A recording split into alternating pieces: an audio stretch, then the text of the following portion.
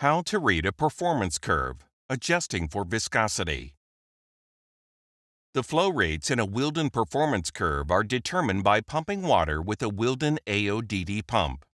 This is the best guide for pumping most fluids up to 2,150 centipoise.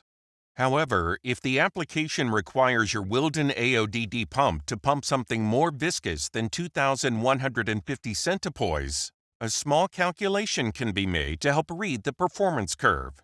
Refer to the Wilden viscosity correction chart located within the guide section of the download library on the Wilden website.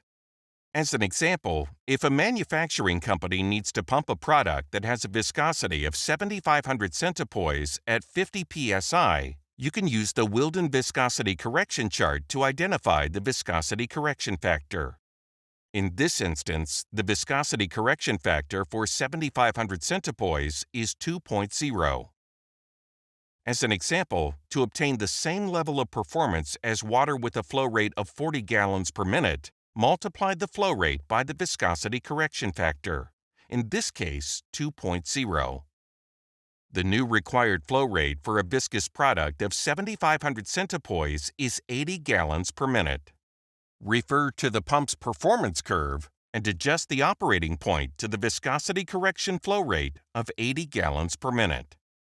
This allows you to reassess the new required air inlet pressure, which will be 85 psig, as well as the increase in air consumption, which will be 60 scfm. Generally, whether pumping a liquid similar to water or something much more viscous, it is recommended to always operate an AODD pump in the center of its performance curve, rather than in the extreme conditions. This is the most efficient way to operate an AODD pump, not only from a performance and air consumption perspective, but it also helps extend the life of wear parts.